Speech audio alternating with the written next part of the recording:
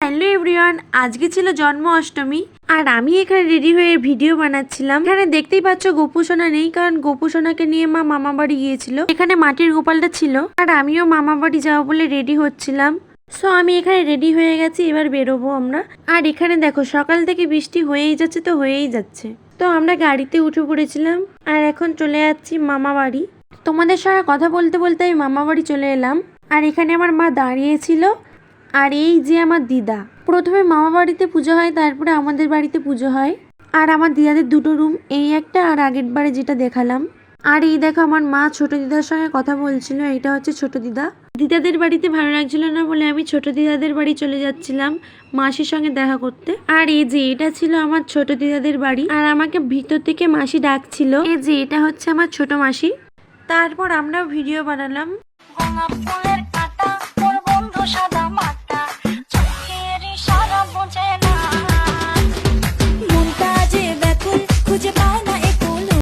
মাসির সঙ্গে গল্প করার পর আমি আবার চলে গিয়েছিলাম মামা বাড়ি। আর গোপালের জন্য কত কিছু হয়েছিল, মালপোয়া, তারপর নাড়ু, তিলের নাড়ু, নারকেলের নাড়ু, তালের ফুরলি, তালের লুচি, তালের পিঠে, আর ছিল সুজির হালুয়া। তারপর বাবা এখানে পুজোতে বসে গিয়েছিল। আর এই দেখো পুজো আমাদের শুরু হয়ে গেছে। আর আমার দিয়াদের কান্ডিসে ঠাকুর রাখে, তাই জন্য আমরা মই দিয়ে উঠি আর কান্ডিসে উঠেই পুজো করতে হয়। তারপর এখানে সবাই বসেছিল, সবাই বসে বসে পুজো দেখছিল। আর এই যে এটা আমার দিদা, মা, মাসি, মামার ছেলে, দাদু সবাই এখানে বসে আছে। তারপর বাবা এখানে 108টা তুলসী পাতা গোপালকে দিচ্ছে, কারণ জন্মাষ্টমীর সময় 108টা তুলসী পাতা দিতে হয়। বাবা এখানে পুজো করছে আর আমি এখানে দাঁড়িয়ে দাঁড়িয়ে ভিডিও করছি। সকাল থেকে এত বৃষ্টি হচ্ছিল, এই জন্য এখন কারেন্ট পালিয়ে গেছে। বাবা পুজো করছিল কিন্তু গোপালের মুখটা দেখা যাচ্ছিল না। আর তোমাদের সঙ্গে কথা বলতে বলতে কারেন্টটাও চলে এলো। আমি ওপরকে এসেছিলাম ভিডিও করবো বলে, আর এখানে সবাই বসেছিল। তখন তোমাদেরকে ভালো করে দেখাতে পারিনি তখন কি কি আয়োজন হয়েছিল। তো এখন দেখে নাও, চাল ভাজা, মুড়ি ভাজা, ছোলা ভাজা, তারপর পিঠেগুলো তো দেখালাম তোমাদেরকে। আর ওই দেখো আমার বাবা কত উপরে বসে আছে আর ওখানে আমি দাঁড়িয়ে দাঁড়িয়ে ভিডিও বানাচ্ছিলাম।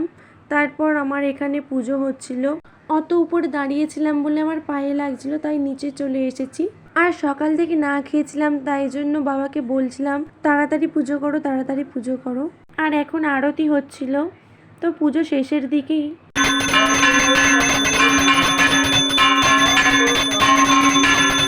তারপর আরতির পর আমাদের পুজো শেষ হলো আর মা আরে বসেছিল গীতা পড়বে বলে। তারপর গীতা পড়তে শুরু করলো আর আমিও নিচে চলে এলাম।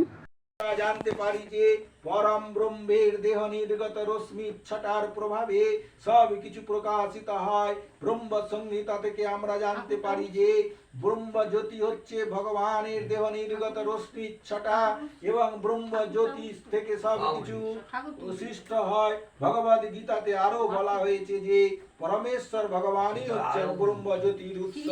প্রকৃতপক্ষে তিনি হচ্ছেন সব কিছুর মূল।